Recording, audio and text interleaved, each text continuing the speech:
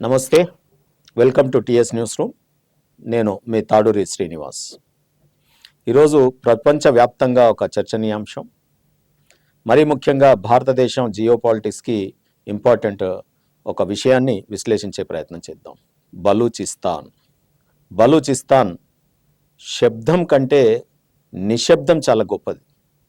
ఓ జాతిని ప్రపంచమంతా మర్చిపోయామని అనుకుంటున్నాం, కానీ తల వంచని జాతి, పదే పదే పోరాటం చేస్తున్నటువంటి జాతి, తమ గుర్తింపు కోసం ఈరోజు ప్రపంచ దేశాలని, మరీ ముఖ్యంగా భారతదేశాన్ని రిక్వెస్ట్ చేస్తూ ఉంది. బలూచిస్తాన్ పాఠ్యపుస్తకాలలో లేనటువంటి పేరు కావచ్చుగాక, కానీ ఈరోజు మొత్తం ప్రపంచంలో ఏ సోషల్ మీడియా చూడు, యూట్యూబ్ చూడండి, న్యూస్ ఛానల్ చూడండి, బలూచిస్తాన్ కోడై కూస్తుంది. ఒక ప్రజల యొక్క నమ్మకాన్ని, ఆ ప్రజల యొక్క ఆత్మగౌరవాన్ని, ఏ ప్రజలనైతే వంచిస్తామో ఆ ప్రజలు తిరగబడితే దేశం యొక్క మిలిటరీ ఏం చేయజాలదు. అది ఈరోజు పాకిస్తాను చవి చూస్తూ ఉంది. పాకిస్తాను మిలిటరీతో నేను అనగదొక్కుతాను ఒక ప్రాంతాన్ని. నిజంగా కూడా బలూచిస్తాను ప్రజల్ని చాలా, అంటే మొదటి నుండి వంచడం అనొచ్చు, మోసం చేయడం అనొచ్చు, అసలు ఒక శ్మశాన వాటికను తయారు చేసినట్టుగా బలూచిస్తాన్ చేస్తూ ఉంది పాకిస్తాన్. అందుకే ఈరోజు బలూచిస్తాన్లో అనేక పోరాటాలు కొనసాగుతూ ఉన్నాయి. ముఖ్యంగా ఈరోజు తను స్వాతంత్రాన్ని ప్రకటించుకుంది. బలూచిస్తాన్ని, భారతదేశాన్ని మాకు సెపరేట్ కాన్సులేట్ పెట్టండి అని చెప్పి అడుగుతూ ఉంది. యుఎన్ఓలో కూడా రిక్వెస్ట్ పంపిస్తూ ఉంది. మన భారత ప్రధాని ఎర్రకోట సాక్షిగా ఆ ప్రజల యొక్క గాథని వినిపించడం ఈ ప్రపంచ దేశాలకు జరిగింది. అప్పటి నుండి ప్రపంచ దేశాలు కూడా ఇటువైపు చూస్తూ ఉన్నాయి. అయితే ఆ రోజుల్లో 1947 మీకు కలోనియల్ రూలింగ్ మీకు తెలుసు కదా, బ్రిటిష్ రూలు. మనకు స్వాతంత్రం 1947 15th ఆగస్ట్ ఎట్లయితే వచ్చిందో అదే రకంగా పాకిస్తాను తర్వాత కొన్ని రాజ్యాలని, అప్పుడు చాలా రాజ్యాలతో విలీనమైనటువంటిది, అనేక స్వతంత్ర రాజ్యాలుగా రాజుల పరిపాలనలో ఉన్నటువంటి కొన్ని ప్రావిన్సెస్ని యునైటెడ్ ఇండియాగా, ఒకవైపు పాకిస్తాన్గా, మిగతా కొన్ని ప్రాంతాలు తను స్వతంత్రంగా ఉంటానని ప్రకటించుకోవడం జరిగింది. అదే రకంగా జునాగఢ్ కావచ్చు, ఆ రోజుల్లో హైదరాబాద్ కావచ్చు, కాశ్మీర్ కావచ్చు, ఆ రకంగా అనుకున్నారు. ఆ తర్వాత ఆ రాజులు భారతదేశంతోనే ఉంటే బాగుంటుంది అని చెప్పి మనకు స్వయంగా లేఖలు ఇవ్వడం కూడా జరిగింది.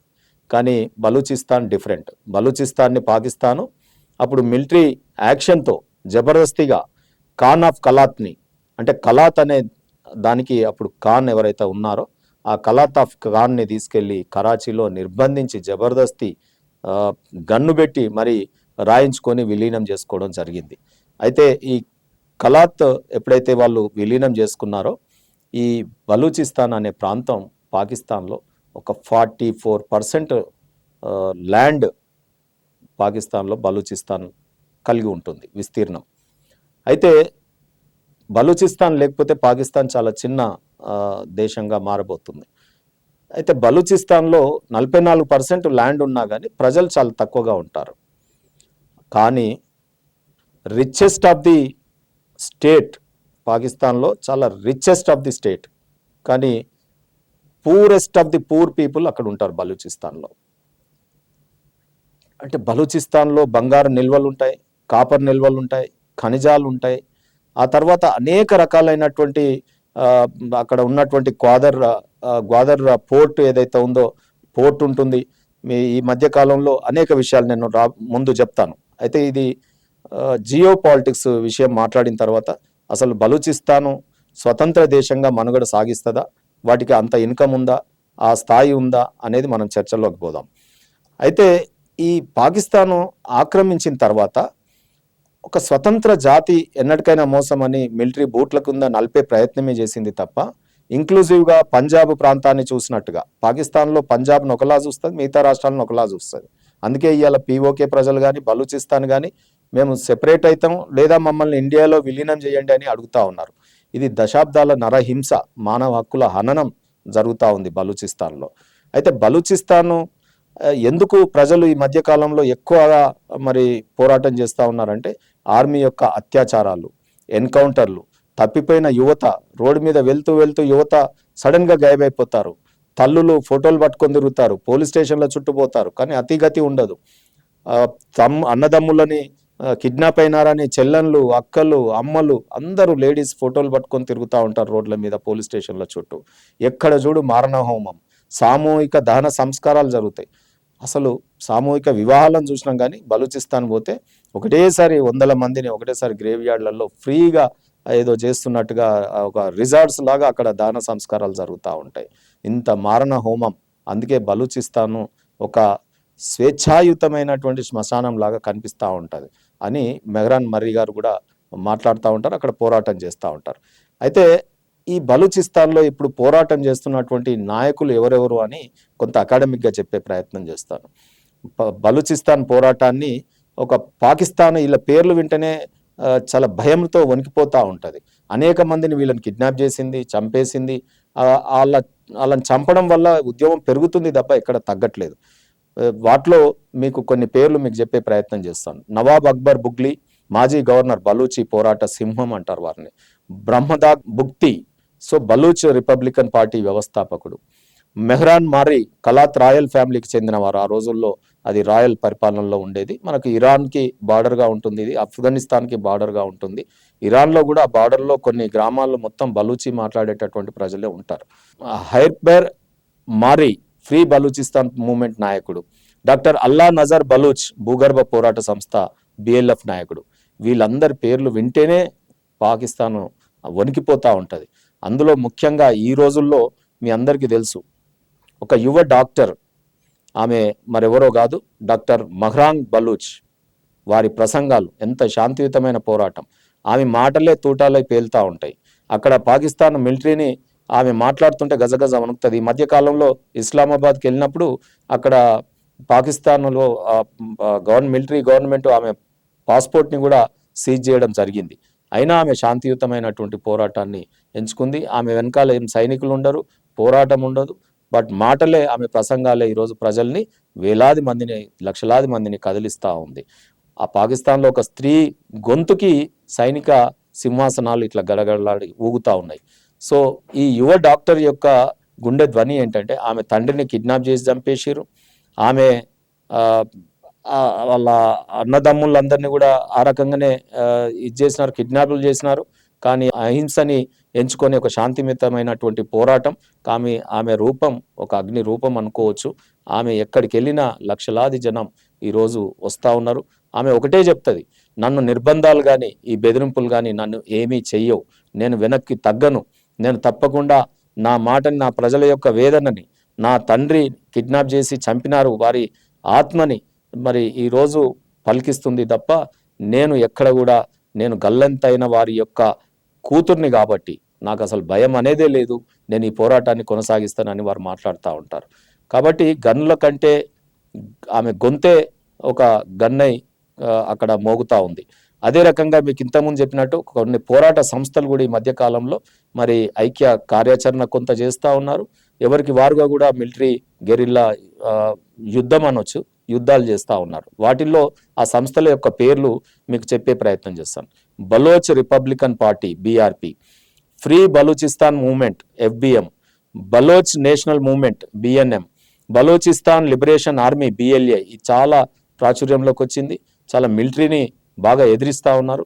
ఎక్కడికెక్కడ మన ట్రైన్ను కూడా కిడ్నాప్ చేసి మిలిటరీ అందులో వెళ్తూ ఉన్నారంటే ట్రైన్ని మరి ఆపేసి దాంట్లో అనేక మందిని కూడా మిలిటరీని తిరగబడితే చంపేయడం కూడా జరిగింది. సో బలూచిస్తాన్ లిబరేషన్ ఫ్రంట్, తర్వాత వరల్డ్ బలూచ్ ఆర్గనైజేషన్ WBO, ఇవన్నీ ఆర్గనైజేషన్స్ కూడా పోరాడుతూ ఉన్నారు. కొంతమంది విదేశీ లండన్లో, స్విట్జర్లాండ్లో ఉండి కూడా ఇక్కడ బలూచిస్తాన్ పోరాటాన్ని వాయిస్ ఆఫ్ ది వరల్డ్గా అక్కడ వాళ్ళందరూ కూడా చేస్తూ ఉన్నారు. సో మనం ఒక ప్రశ్న ఇంతకుముందు వచ్చినట్టే రావచ్చు, ఆర్థికంగా బలూచిస్తాన్ స్వతంత్రంగా నిలబడగలుగుతుందా? మరి ఇన్ని పోరాటాలు చేస్తున్నారు, రేపు ఒక దేశంగా ఏర్పడితే మరి నిలబడగలుగుతుందా, మనుగడ సాగిస్తుందా అని కూడా మనకు అనిపించవచ్చు. బలూచిస్తాన్ అనేది ఒక పాక్ ఏం చేస్తుందంటే, ఇది బీద ప్రాంతం, ఇది చాలా poorest of the poor state అని అంటారు. కానీ బలూచిస్తాన్ అనేది బంగారం మట్టిగా మనం పేర్కొనవచ్చు. ఎందుకంటే పాకిస్తాన్లో బంగారం నిల్వలు ఉన్నటువంటి ఏకైకం, ఈవెన్ మొత్తం ప్రపంచానికి కూడా బంగారం అందించేంత సత్తా అక్కడ గనులలో ఉంది. నేచురల్ గ్యాస్ ఉంది, లేదా పాకిస్తాన్కు 40% నేచురల్ గ్యాస్ ఇక్కడ నుండే వెళ్తుంది. అదే రకంగా రికార్డిక్ గోల్డ్ మైన్, ప్రపంచంలో అతిపెద్ద బంగారం కాపర్ భూగర్భ సంపద బలూచిస్తాన్లో ఉంది. గ్వాదర్ పోర్ట్, అరేబియా సముద్రంలో స్ట్రాటజిక్ నేవల్ డీప్ పోర్ట్, అక్కడ చాలా లోతైనటువంటి ప్రాంతం. ఇది మనకు భారత్కు కూడా చాలా వ్యూహాత్మకమైనటువంటి ప్రాంతం. ఆ రోజుల్లో గ్వాదర్ పోర్ట్ మనకు ఇస్తామని చెప్పిన ఆనాటి కింగ్ మరి నెహ్రూ గారు అక్కడ నాకు అవసరం లేదని మాట్లాడినాడు.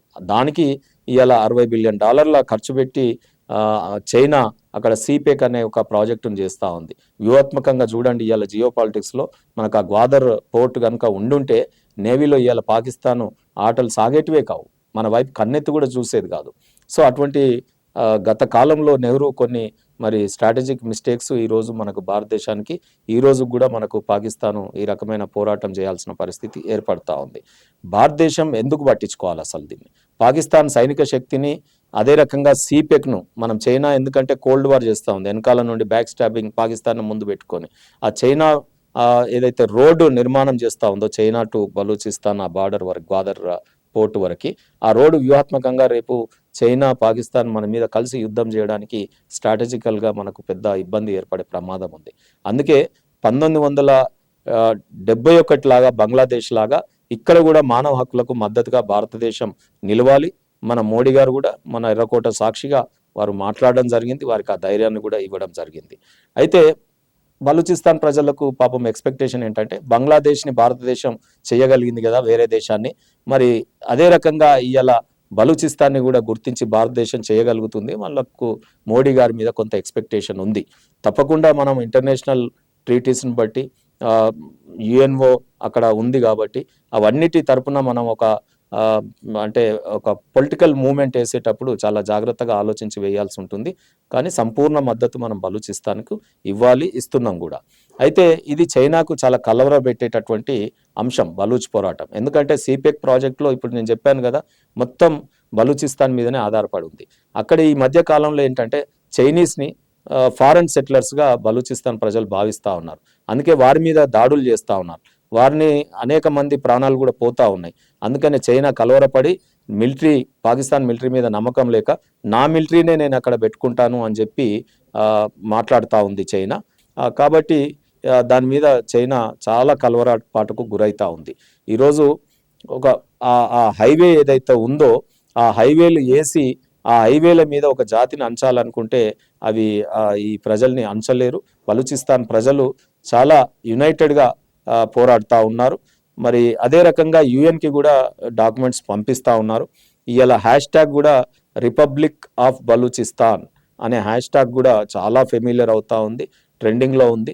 అదే రకంగా యుఎన్ఓ కూడా ఇమీడియట్గా శాంతి మరి సెక్యూరిటీని పంపించాలి, పీస్ సెక్యూరిటీని అక్కడికి డిప్లాయ్ చేయాలి, యుఎన్ శాంతి దళాలను అక్కడికి పంపించాలి. అక్కడ ప్రజలు చాలా ఇబ్బందులు పడుతూ ఉన్నారు. సౌత్ సుడాను, ఈస్ట్ టెమోరు మన యుఎన్ఓ గుర్తించి చేసింది కదా, మరి బలూచిస్తాన్ ఎందుకు కావద్దు? ఆ దేశ వైశాల్యం కానీ అక్కడ ఉన్నటువంటి వనరులు కానీ ఇవన్నిటికీ దేశానికి కావాల్సినటువంటి అర్హత ఉంది. కాబట్టి బలూచిస్తాన్ కూడా దేశంగా గుర్తిస్తే తప్పు లేదు. అందుకే ఇప్పుడు గుర్తించాల్సిన సమయం వచ్చింది. అందుకే ఈ అంతర్జాతీయంగా కూడా రెఫ్యూజీస్కు ఖర్చు పెట్టి మరి చేస్తూ ఉంటారు. మరి ఇటువంటప్పుడు మనము బలూచిస్తాన్ని గుర్తించాల్సినటువంటి అవసరం ఉంది. బలూచ్ నాయకులకు ఆశ్రయం కల్పించాలి, అంతర్జాతీయ వేదికల మీద ప్రసంగించేటటువంటి వారి బాధను చెప్పుకునే అవకాశాన్ని కూడా మరి మీడియా, మానవతా సంఘాల మద్దతు కూడా ఉండాలి. అదే రకంగా మీరు చూసినారు ఈరోజు న్యూక్లియర్ బాంబులు ఉన్న దేశం అంటారు, దాన్ని ఒక విద్యుత్కో దీనికో వాడకుండా ఒక పిచ్చోడి చేతిలో రాయిలాగా మేము అణుబాంబులు వేస్తాం భారతదేశం మీద అనేటటువంటి పాకిస్తాన్లో ఇవాళ బలూచిస్తాన్ ఈ పోరాటం చేస్తూ ఉంది. చాలా తాను నరకంలో ఉన్నట్టుగా ఉన్నారు అక్కడ ప్రజలందరూ కూడా. కాబట్టి ఈరోజు బలూచిస్తాన్కి సొంత ఆర్మీ లేకపోయినా అక్కడ ప్రజలే గెరిల్లాలుగా మారి ఇలా యుద్ధం చేస్తూ ఉన్నారు. వీడియోస్ రికార్డ్ చేసి కూడా మనకు పంపిస్తూ ఉన్నారు. కాబట్టి వీళ్ళకి వెంటనే ఐక్యరాజ్య సమితిలో ప్రసంగించేటటువంటి అవకాశం ఇవ్వాలని నేను భావిస్తూ ఉన్నాను. మన టిఎస్ న్యూస్ రూమ్ ఛానల్ ద్వారా కూడా నేను కోరుతా ఉన్నాను. అందుకే ఈరోజు మనం ఒకటే గమనించాలి, మౌనం ఎన్నో రోజులు ఇది ఓటమికి చిహ్నం కాకూడదు. అందుకే ఇవాళ అక్కడ నిశ్శబ్దం విప్లవమై రాజ్యం వెళ్తా ఉంది. రాబోయే కాలంలో బలూచిస్తాన్ ఒక దేశంగా మారుతుంది. పాకిస్తాన్ యొక్క చిత్రపటం మారుతుంది. అందుకే ఈరోజు పీఓకేజీ కూడా అక్కడి ప్రజలు కోరుతా ఉన్నారు. వీటి మీద యుఎన్ఓ కూడా దృష్టి పెట్టాలి. టిఎస్ న్యూస్ రూమ్ కూడా బలూచిస్తాన్ పోరాటానికి తప్పకుండా మద్దతు ఇస్తుంది అని చెప్పి తెలియజేస్తూ జై బలూచిస్తాన్, జై హింద్.